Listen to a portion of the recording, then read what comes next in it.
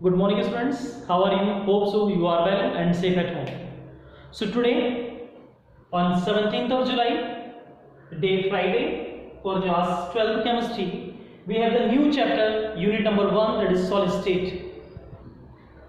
So today we will discuss about the solid state. Unit number 1. ये chapter last year delete हो गया था, CBSE ने इसको एलिमिनेट कर दिया था, फिर इस ईयर इसको फिर से एडिट कर दिया गया। इसमें से कुछ पोर्शन इस ईयर, सिर्फ इस ईयर सीबीएसई ने कोविड-19 की वजह से एक पोर्शन जो है वो एलिमिनेट कर दिया है। अगर इस चैप्टर की हम बात करें तो ये चैप्टर नियर अबाउट 4 नंबर की वेटेज को शो कर रहा था, जिसमें से कभी एक न्यूमेरिकल थ्योरेटिकल पार्ट या फिर 4 के 4 नंबर्स का थ्योरेटिकल पार्ट हो सकता है। ठीक है, क्योंकि चैप्टर में एक लार्ज पोर्शन को एलिमिनेट कर दिया गया है, इसलिए जो रिमेनिंग पार्ट है उसकी वेटेज बढ़ जाती है।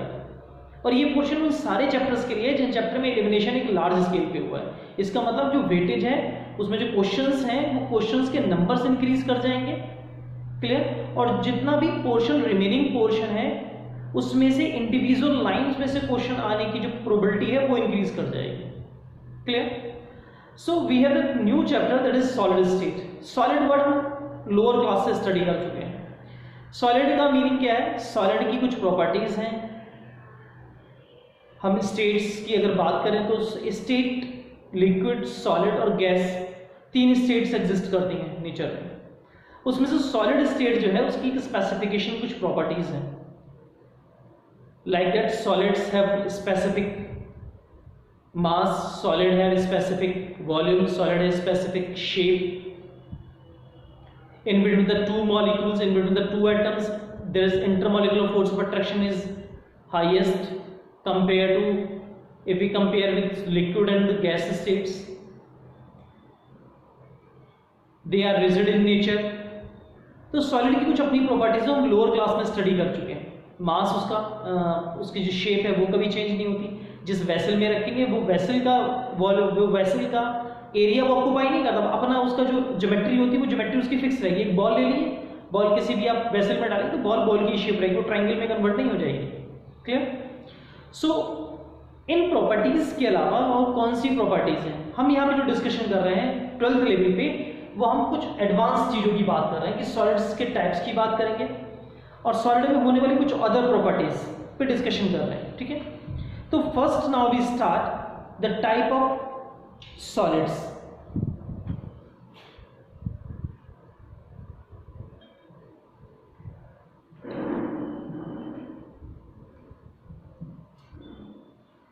On the basis of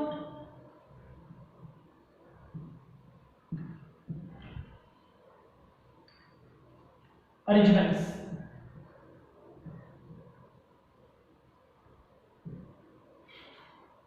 on the basis of the arrangement of the particles का अरेंजमेंट क्या है उस पे यहाँ पे 2 टाइप्स में डिवाइड किया गया है सॉलिड को। One is crystalline solid and second is the amorphous solid. So we have the 2 different solids. Number 1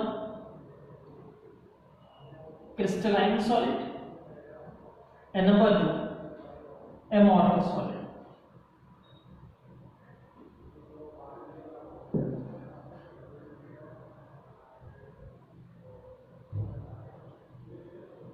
Amorphous solid. There are 2 types of the solid. One crystalline, another is amorphous solids. So now, what are crystalline solids? Crystalline solids are those solids in which the constituent particles have the specific geometry and long range order. Crystalline solid में जो भी lattice है वो जिस भी atoms का, molecules का या फिर आयंस का बना हुआ है, उसका जो पैटर्न है, जो रेगुलर जो एक पैटर्न है, जो ज्योमेट्री है उसकी, चाहे वो हेक्सागोनल हो, ट्राइगोनल हो, जो भी इसकी ज्योमेट्री है, जो भी उसका पैटर्न है, वो एक लॉन्ग रेंज होता है। लॉन्ग रेंज का मीनिंग बहुत एटम्स अगर हम कंटिन्यूसली चेक करते जाएं तब भी उसका जो अरेंजमेंट है वो अरेंजमेंट चेंज नहीं हो रहा है। फॉर एग्जाम्पल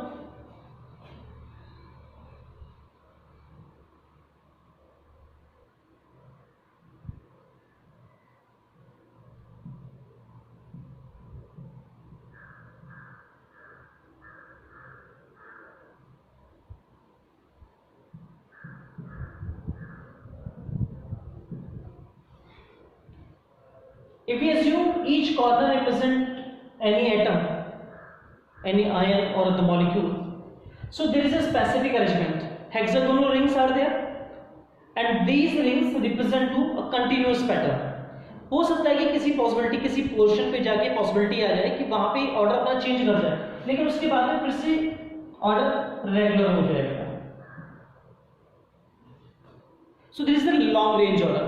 क्रिस्टलाइन सॉलिड के जो कांस्टेंट पार्टिकल्स हैं, चाहे वो एटम्स हो, आयंस हो या मॉलिक्यूल, जिसका भी बना हुआ है, उस पोर्शन में एक लॉन्ग रेंज रहेगा. कांस्टेंट पार्टिकल्स की ज्योमेट्री पैटर्न एक रेगुलर फैशन को शो करती है और रेगुलर अरेंजमेंट कंटिन्यूसली चलता रहता है. फॉर एग्जांपल एक ब्रिक की बात कर लीजिए आप, जो आपके रूम में जो वॉल लगी हुई है, जब तक उससे प्लास्टर नहीं होता, आपने उसको कभी चेक किया हो तो आप चेक करिए, जो ब्रिक्स का जो अरेंजमेंट है, फर्स्ट ब्रिक लाइन, फिर second brick line, third, fourth, तो फर्स्ट वाले का अरेंजमेंट थर्ड जैसा है, थर्ड का फिफ्थ जैसा है, सेकंड वाले का फोर्थ जैसा है, एक रेगुलर पैटर्न है. ये किसको शो कर रहा है? एग्जांपल की फॉर्म में. तो ये किसको शो कर रहा है? क्रिस्टलाइन पार्ट को शो करता है. क्रिस्टलाइन पार्ट में जो भी एटम्स हैं, आयन, जो ज्योमेट्री पैटर्न शो कर रहा है वो एक रेगुलर पैटर्न में है, एक लॉन्ग रेंज है, मतलब बहुत दूर तक उनका जो स्ट्रक्चर है वो एक जैसा ही रहता है. That is the part of crystalline solid. Amorphous solid, amorphous solid का बेस्ट एग्जांपल मैं आपको बताऊं. अगर हम ये समझना चाहते हैं कि एमॉर्फस कैसा दिखाई देगा, एमॉर्फस क्रिस्टलाइन कैसे होते हैं, अगर हम हिल स्टेशन पे चले जाएं और हिल स्टेशन पे हमारे पास अगर किसी हाउस को अगर हम देखें तो बाहर से अगर उसकी जो वॉल देखते हैं तो हम देखते हैं कि उन लोगों ने अपने घर में जो वॉल बना रखी है, जो दीवार बना रखी है, वो डिफरेंट ब्रिक्स से बना रखी है. कोई मोटी ईंट है, कोई छोटी ईंट थी, कोई नदी की ईंट लगा दी उन्होंने, कोई नदी का पत्थर लगा दिया उन्होंने. तो इस तरीके से डिफरेंट, मतलब एक पैटर्न नहीं है वहाँ पे. एमॉर्फस सॉलिड में भी यही कंडीशन है. जो इस एटम्स या आयंस का बना होता है, वहाँ पे जो ज्योमेट्री पैटर्न है वो एक शॉर्ट रेंज ऑर्डर होता है, मतलब एक छोटे छोटे पैटर्न्स के बाद अपने आप अपनी ज्योमेट्री को वो चेंज कर रहा है. For example,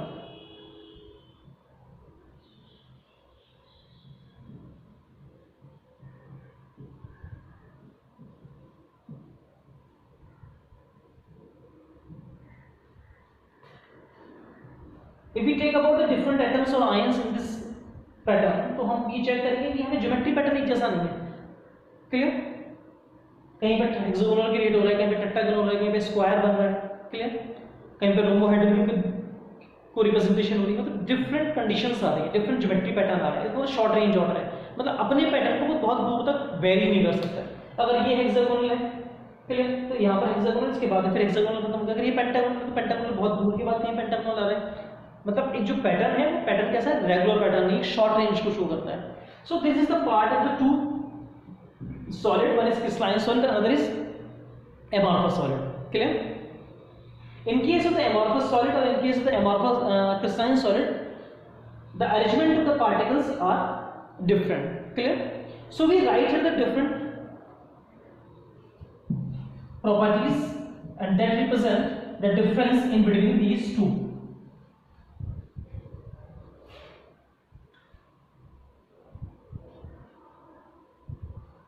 In this case, a regular pattern.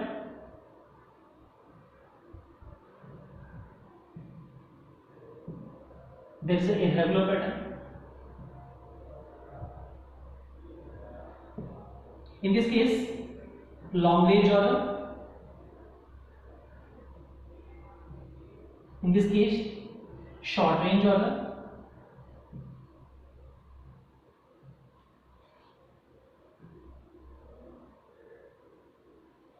If we cut crystalline solid by a sharp tool,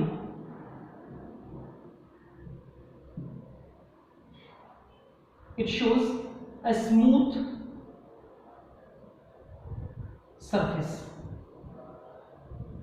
it shows a rough surface. अगर हम क्रिस्टलाइन सॉलिड्स को नाइफ से कट करें, clear, so it will divide into two parts and these two parts represent to the smooth surface. Clear? At the cutting section, the two parts represent to the smooth surface.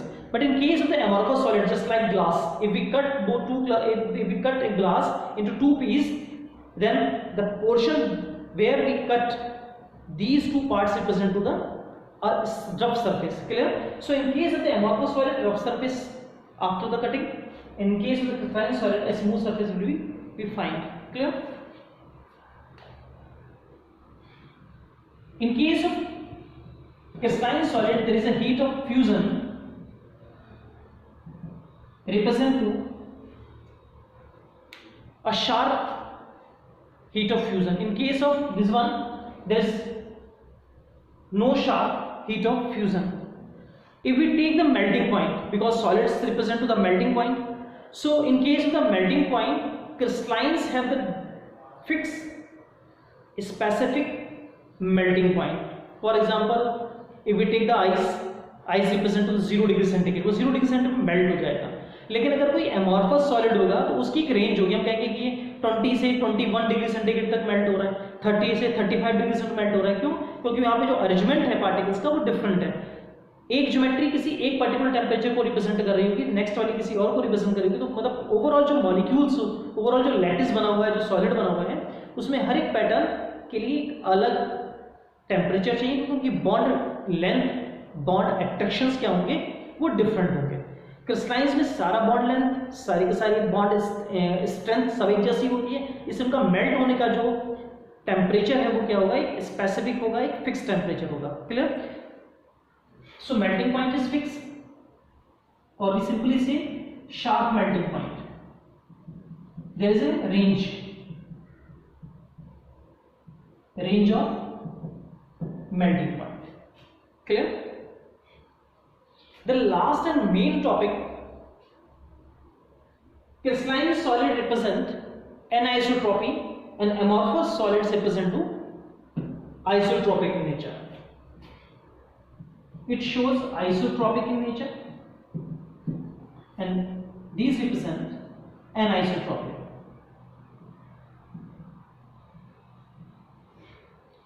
Clear?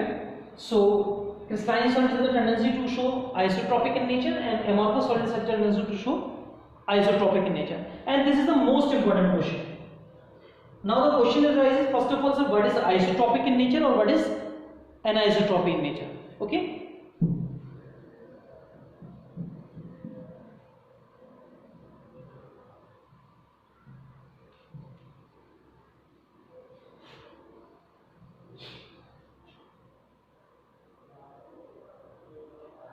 In crystalline solids, the pattern is regular and they shows the long range order. So if we take an example by the diagram, let us see. I think this is the regular pattern. अगर हम इसको मानिए capital A कोई atom है, इसको assume करूंगी ये capital B कोई एटम. क्लियर? सो एक रेगुलर पैटर्न है. अगर मैं एक डिफरेंट एक्सिस को लूं, अगर मैं इस एक्सिस पे अपनी वर्किंग करता हूं, तो इस एक्सिस पे आप देखिए, इस एक्सिस पे ए बी सारे पैटर्न्स हैं. क्लियर? अगर मैं इस एक्सिस पे लूं तो इस वाली लेंथ पे सिर्फ ए आ रहा है, इस वाली लेंथ पे बी पोर्शन आ रहा है. Clear? So what is isotropy, what is anisotropy? देखिए सॉलिड्स की बहुत सारी प्रॉपर्टीज, जैसे electrical conductivity, thermal conductivity, refractive index, ये फिजिकल प्रॉपर्टीज हैं. और ये फिजिकल प्रॉपर्टीज एटम्स पे डिपेंड करती हैं, एटम्स के अरेंजमेंट पे डिपेंड करती हैं. Clear? In case of the crystalline solids, हर एक एक्सिस पे, अगर इस एक्सिस की बात करें तो ए बी पैटर्न आ रहा है, इस एक्सिस की बात करें तो अगर हम थोड़ा डिस्टेंस लेके बात करें तो यहाँ पे सिर्फ ए का पैटर्न आ रहा है और इसमें सिर्फ बी का पैटर्न आ रहा है. अगर हर एक्सिस पे डिफरेंट एटम्स का अरेंजमेंट है तो ये सारी प्रॉपर्टीज हर एक्सिस पे अलग अलग शो होंगी. मतलब मैग्नेटिक प्रॉपर्टीज अलग होगी, इलेक्ट्रिकल कंडक्टिविटी अलग होगी, थर्मल कंडक्टिविटी अलग होगी, रिफ्रैक्टिव इंडेक्स अलग अलग आएगा. तो हर एक्सिस पे इनकी वेरिएशन अलग आएगी. मींस एनिसोट्रॉपी का मीनिंग है कि अगर फिजिकल प्रॉपर्टीज, ये फिजिकल प्रॉपर्टीज हर एक्सिस पे डिफरेंट आती हैं तो वो क्या कहलाता है, एनिसोट्रॉपी कहलाता है. तो क्रिस्टलाइन सॉलिड्स में क्या है, हर एक्सिस पे क्या है, अपना एक स्पेसिफिक अरेंजमेंट है, इसलिए हर एक्सिस किसको शो करती है, डिफरेंट प्रॉपर्टीज को शो करती है, एक डिफरेंट अरेंजमेंट शो कर रही है, डिफरेंट प्रॉपर्टीज होगी, इसलिए कैसे एनाइसोट्रॉपिक, कैसे ये anisotropic nature. But in case of amorphous solid,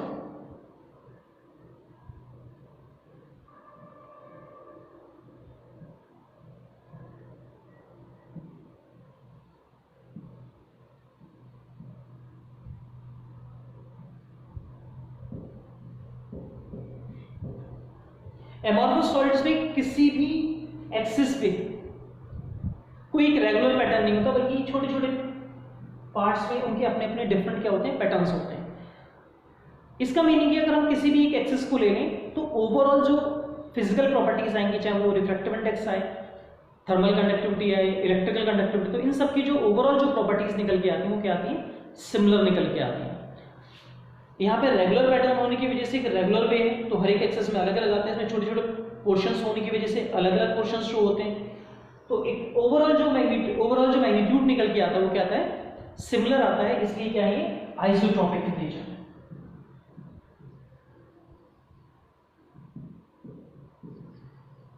okay, तो एमॉर्फस सॉलिड्स आइसोट्रॉपिक नेचर को शो करते हैं क्योंकि उनकी डिफरेंट एक्सिस पे ओवरऑल जो मैग्नीट्यूड फिजिकल प्रॉपर्टीज का आता है वो सिमिलर आता है, but in case of the crystalline solid they shows different arrangement in a particular axis, that's why they shows anisotropy nature, they shows different physical properties on the different axis. So this is the part of the isotropy or anisotropy nature.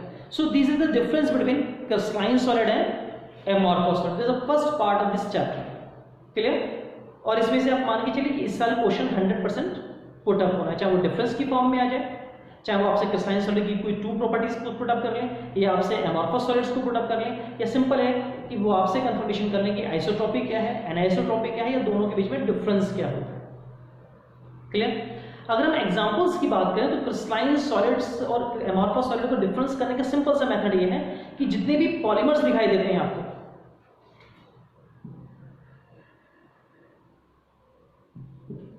so mostly all polymers that are present in the nature or that are made by the man, means artificial, all represent to the amorphous solids. All metals, all pure metals, all the alloys, all the compounds that undergoes in the crystalline solid. Clear? For example, polythene, PVC, quartz glass,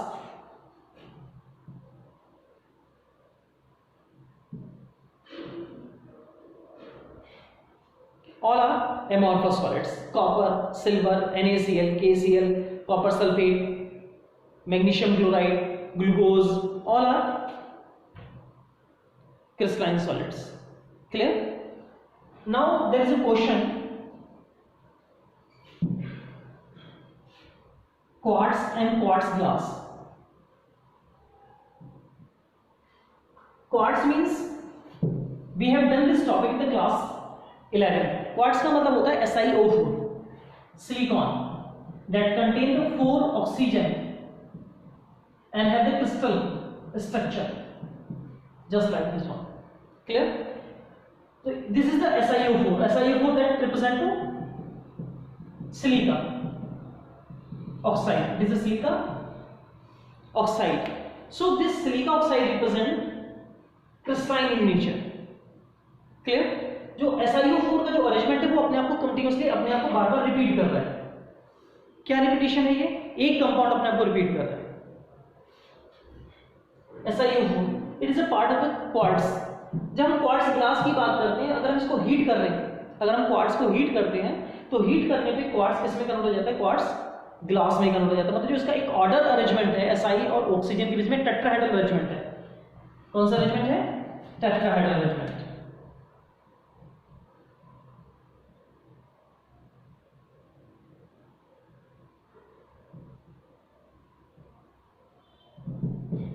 So SiO4 represent a tetrahedral arrangement, and this tetrahedral arrangement is a regular in pattern. That is the part of the crystalline solid. If we heat this quartz, then it's converted into the quartz glass. In quartz glass, that tetrahedral arrangement is disordered. वो disordered हो जाता है, जो arrangement था वो क्या हो जाता है? Disordered हो जाता है। Clear? So quartz और quartz glass में SiO4 दोनों में ही SiO4 है, लेकिन क्या है दोनों में? दोनों में arrangement of the particles geometry जो है वो क्या हो जाती है? वो चेंज हो जाती है। That is the difference between quartz and quartz glass. Clear? Thank you students.